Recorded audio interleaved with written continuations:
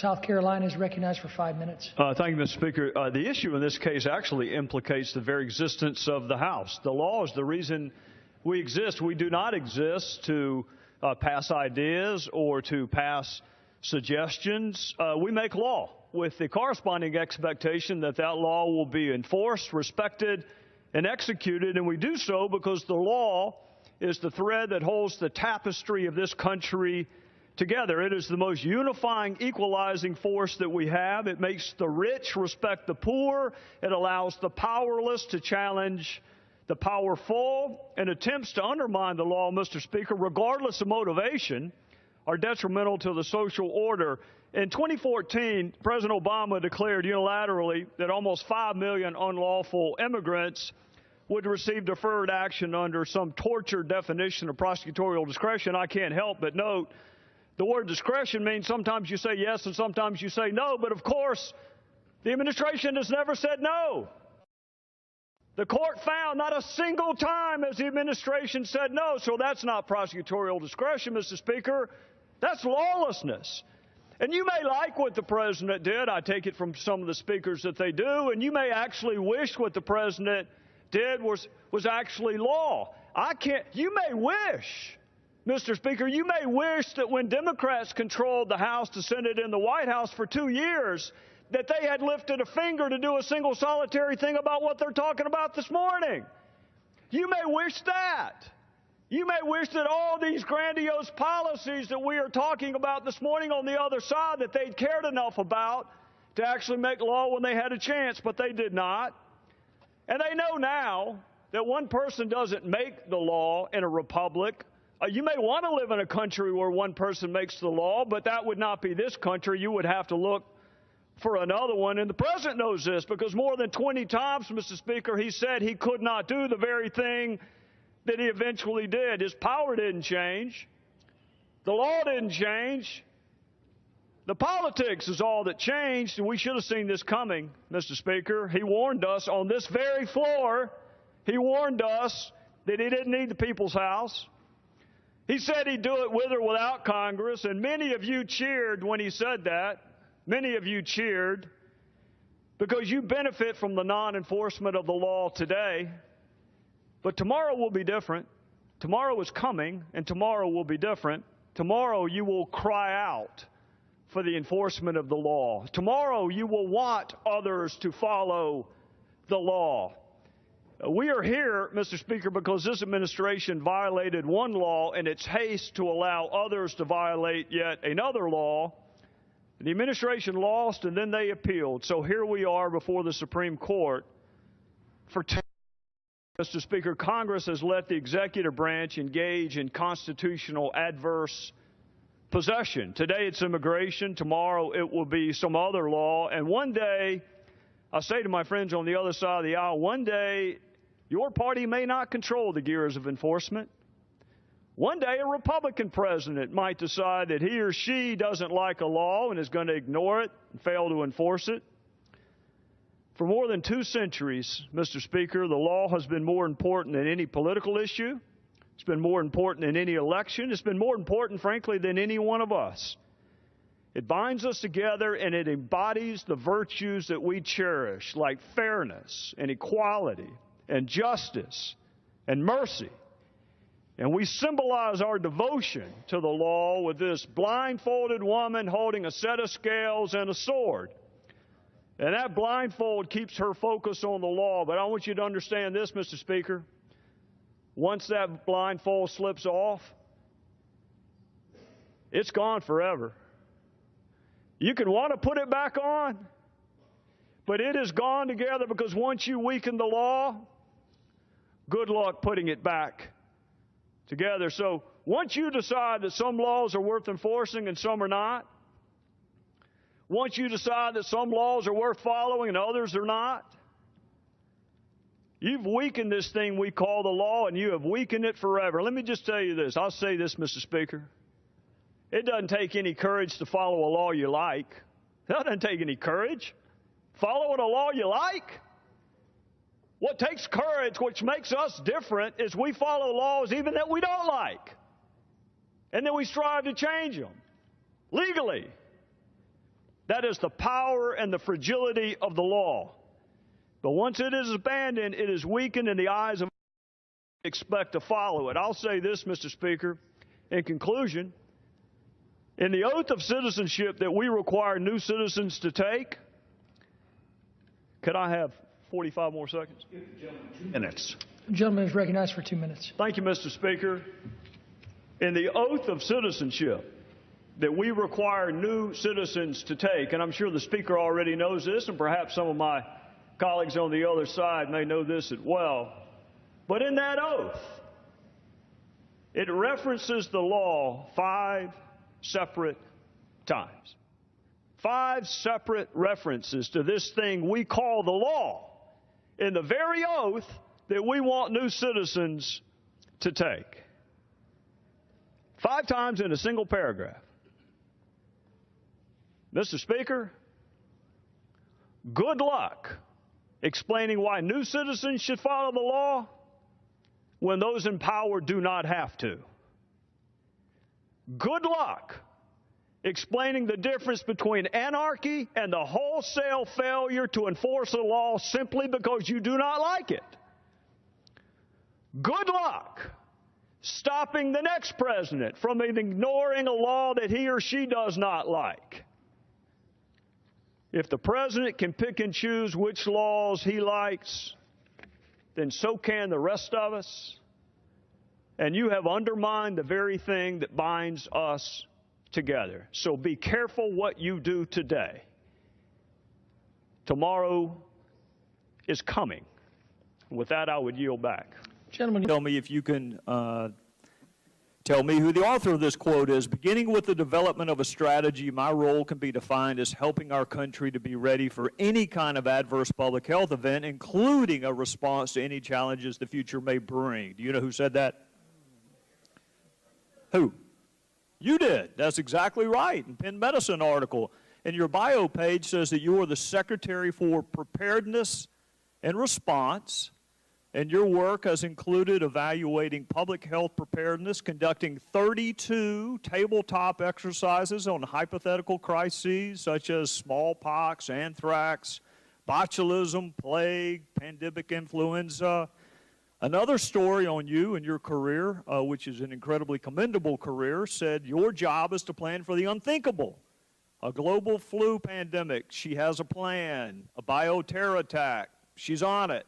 Massive earthquake, yep, she's got a plan. It's a mission that includes both science and a communication strategy.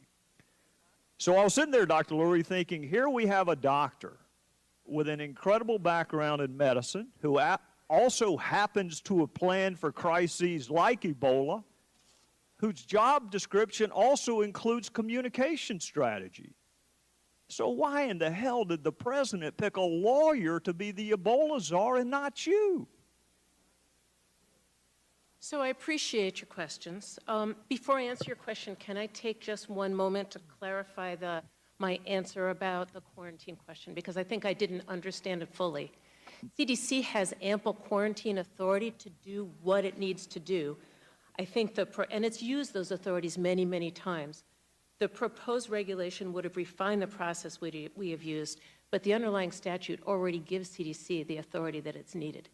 Okay. So with that clarification, I just wanted the to record is now complete with respect to your position on quarantine. Now, I want the record to be complete on why in the world the president picked a dadgum lawyer to head the Ebola crisis instead of somebody with your vast and varied background.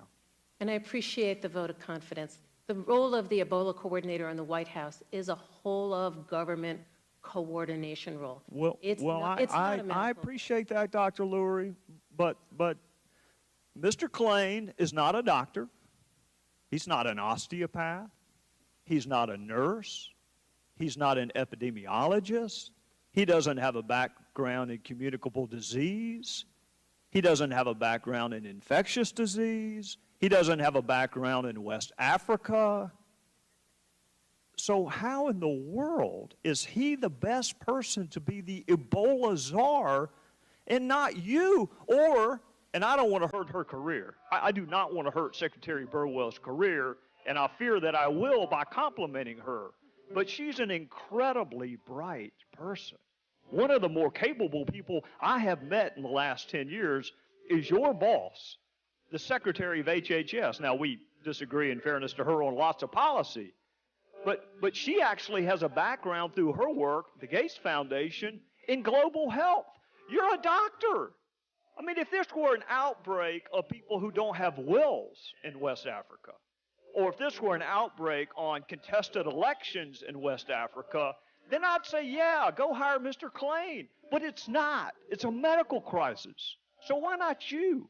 So right now, I have a full-time job doing my job in the Department of Health and Human Services. I really appreciate the vote of confidence, and I have a lot of confidence in Mr. Klain. Well, how about another doctor? How about somebody who's an expert in infectious disease, or an expert in West Africa, or the delivery of health care? I mean, God forbid we pick somebody with a background in medicine instead of a dadgum lawyer. And in the interest of full disclosure, I am one. So with respect, I think that the role of the coordinator at the White House doesn't require a doctor.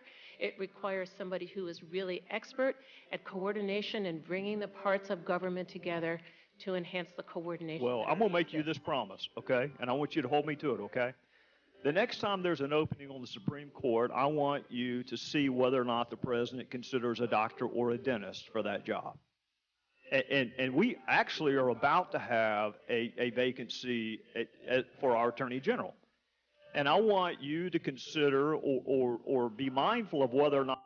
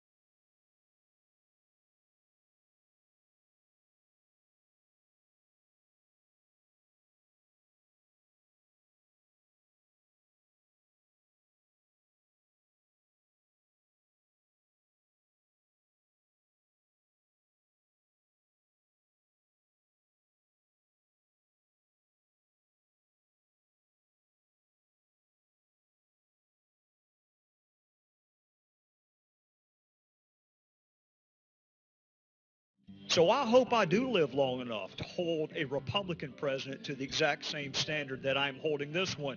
But for you to run to race as the explanation for why we hold the position that we do, Harry Reid had a very different perspective on recess appointments when there was a Texan in the White House, and none of us accused him of geographic discrimination. In fact, hell, for that matter, Senator Obama had a different perspective on executive overreach than President Obama, and nobody runs to race as an explanation for that. So I would just caution you to be careful when you try to import motives to people. Do you think not being a politician is a defense? And is that your defense this morning? I mean, I know initially you said that you offered these comments at a conference. I think you meant conferences, plural, but you said conference when you went on a very obscure television show and initially apologized for what you said were inappropriate comments. And now today your defense is that you're not a politician. Is that the best you can come up with? Who in Libya were we to call? Who? Mr. Cummings' point is a wonderful point. It was so good the 1999 ARB made the recommendation. Make sure the host country is aware of its obligations. Who did we call in Libya? Question, sir? Yeah, when I pause, that's generally an indication I'm waiting on you to answer, but I'll make it more clear in the future. So you're a professor at MIT and you're worried about not looking smart enough?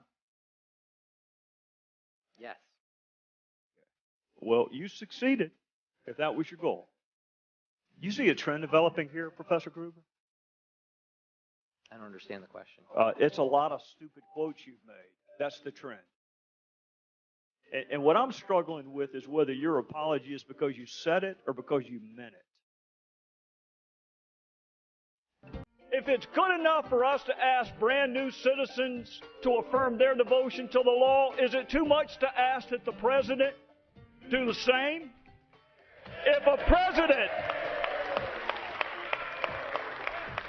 So give me all the evidence to back the vehicle backfiring narrative, because we already know all the evidence to support the shooting. Give me all the evidence that made your department so sure that it was a vehicle backfiring that you didn't even search the White House. And while you are free to stand and clap when any president comes into this hallowed chamber and promises to do it with or without you, I will never stand and clap when any president, no matter whether he's your party or mine, promises to make us a constitutional anomaly and an afterthought. We make law. So I was sitting there, Dr. Lurie, thinking, here we have a doctor with an incredible background in medicine who also happens to have planned for crises like Ebola, whose job description also includes communication strategy. So why in the hell did the president pick a lawyer to be the Ebola czar and not you? I mean, God forbid we pick somebody with a background in medicine instead of a dadgum lawyer. This is just processing a crime scene, Director. This is not high math. It is processing a crime scene. You actually don't need 18 weeks of training to be able to do that. You just need to walk around. So why wasn't it done? It is my understanding that a perimeter sweep was done. Was it as thorough as it needed to be? Evidently not. Evidently not. Gentleman's time is... The next time there's an opening on the Supreme Court, I want you to see whether or not the president considers a doctor or a dentist for that job. And we actually are about to have a vacancy for our Attorney General. And I want you to consider or be mindful of whether or not he considers maybe like a tattoo artist to be our next Attorney General. I promise he will not. He will pick a lawyer for the Supreme Court, and he will pick a lawyer to be the head of the Attorney General of the Department of Justice. I'm just lost as to why he wouldn't pick somebody with a medical or health care background to be the Ebola czar. I wish I saw the connection here, but that's... I'll give you the connection. Lois Lerner just referred to conservatives as an obscene body part, and she said we were crazies and likened us to terrorists. Well, Mr. Chairman, if... You are not recognized. The gentleman from Georgia is not recognized. Well, would the gentleman yield? No, sir, I will not. They actually, my understanding, like our criminal investigation... You should go back. It might be the same people who gave you the understanding that you were confirmed that the tapes don't exist. So my advice is to be very careful who you take your advice from. And I'm going to say this in conclusion, Mr. Koskin, I really could not believe the colloquy that you had with one of our colleagues about the morale at the IRS. It takes a lot to stun me, but that stunned me. Here's a piece of advice I would give.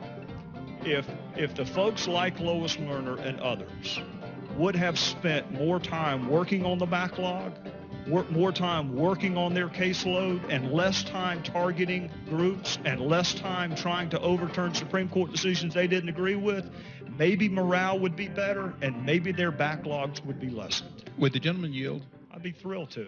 now recognize the gentleman from South Carolina, Mr. Gowdy. Thank you, Mr. Chairman. Good morning to all of our witnesses. Ms. Barr, you previously testified that The former secretary's email arrangement with herself was not acceptable. Those are the words you use, not acceptable. What made it not acceptable to you? I thought that I know that in my oral statement today I was talking about it. Our backlogs were not acceptable, but I think that in my former testimony that was being asked if I thought in general it was okay to use if any employee would use a private email account. Right. No, you're exactly right. It was in response to a question when you testified before the Senate. And I'm sure the circumstances were, was it okay to exclusively use personal email with which to conduct public business? And you used the phrase not acceptable. So I'm not asking about the backlog. I'm asking about the exclusive use of personal email with which to conduct public business. What makes it not acceptable? What we want to make sure that we do under the Federal Records Act is to capture official records so that they are available to be history of what we do and how we come to those decisions. We don't like for records to be separated from the agency. So we were very pleased to have these records back in our possession so that they're part of our collection and that we can make them available to the public. Do you recall why former Secretary Clinton said she availed herself of a personal server and used exclusively personal email? Do you recall the explanation given? Or have you been given an explanation for why she went that route? I can't speak to that authoritatively. My understanding is that the Secretary said that she did it as a matter of convenience. And you know what? I don't know that personally. So. Well, that's my understanding too, in part because that's what she said. I guess my next question would be, if it was solely for convenience, why not return the records the day you separated from the State Department? I have no information on that, sir. Has she provided any explanation for why she retained care, custody, and control of those public records for almost 2 years after she separated? I'm not aware of that, sir. Do you know what prompted now? Do you know what prompted the former secretary to return those public records to the public domain?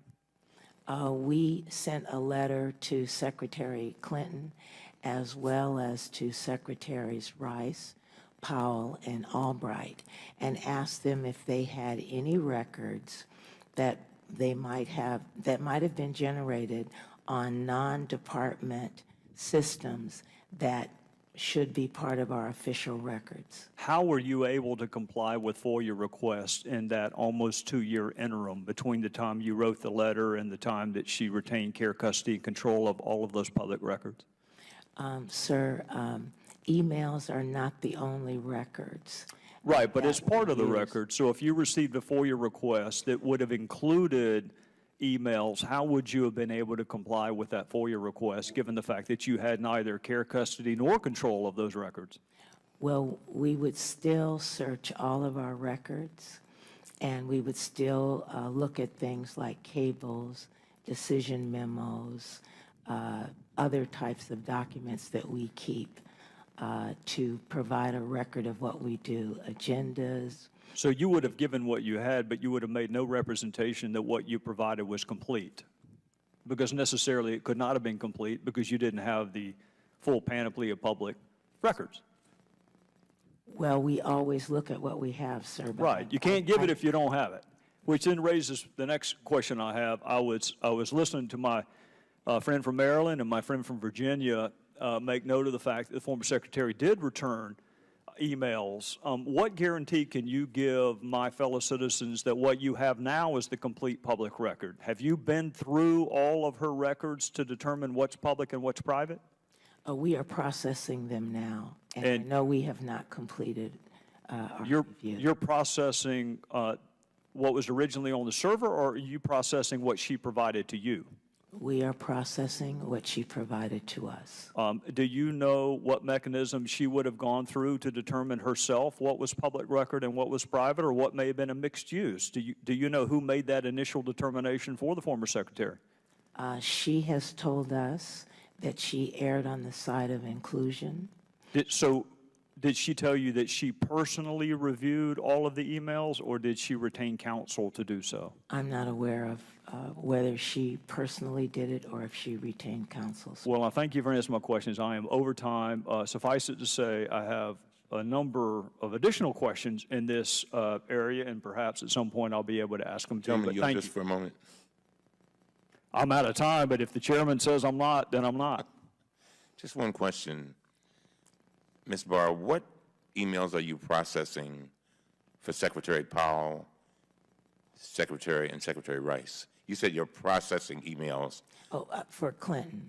Yeah, I mean, but what emails are you processing for Secretary Powell? And listen to me, Secretary Powell, any? No. Are you processing for any for Secretary Rice? No. All right, thank you. You're back. I'll recognize the gentleman from North Carolina for 5 minutes. Thank you, Mr. Chairman. I would like to yield my time to the gentleman from South Carolina. I thank my friend from North Carolina. Ms. Barr, I appreciate you talking with me earlier. I want to pick back up where we were. I was seeking some level of assurance from you, to the extent that you could give one, that what was produced to the State Department did in fact represent the full universe of what would be public records. And again, I have no interest in private documents. I really could care less. I am interested in making sure the whole public universe is complete. So what assurance can you give the public that that State Department has everything that would be considered a public record from her tenure as Secretary of State?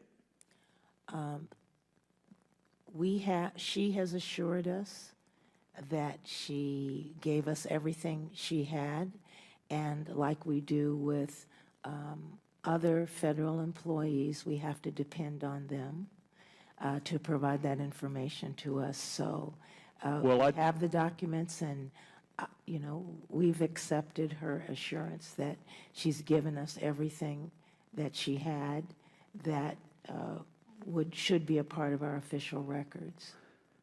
Well, you mentioned other federal employees, which got me wondering, and I wrote down a list of some of the other cabinet level folks that I have worked with in my time here. Attorney General Holder, did he have his own server? Are you asking me? I'm asking whoever can answer it. Well, I can let you know that Attorney General Holder used an official DOJ account. He did. How about new Attorney General Lynch? Does she have a personal server?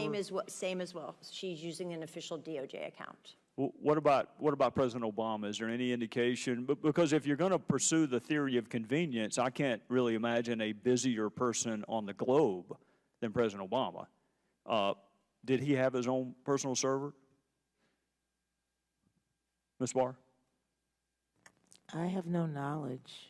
Well, the reason I'm asking is because you said that you're doing it the exact same way you would with any other public official, and my point is because of this arrangement that the former secretary had with herself, you're not in a position to do it the same as you would with any other public official, because Vice President Biden and President Obama don't have their personal attorneys going through their emails to decide what to return and what not to return.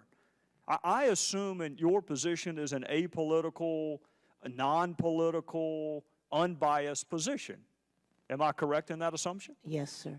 And I believe the Department of State has an Inspector General. Am I right? Yes, and we've asked the Inspector General to look into some of these issues. We are cooperating with them. I know you have, and I didn't mean to suggest otherwise. Do you know who nominated the current Inspector General? I don't have that information at my fingertips, but I can get back to you. You don't have to, because it was President Obama.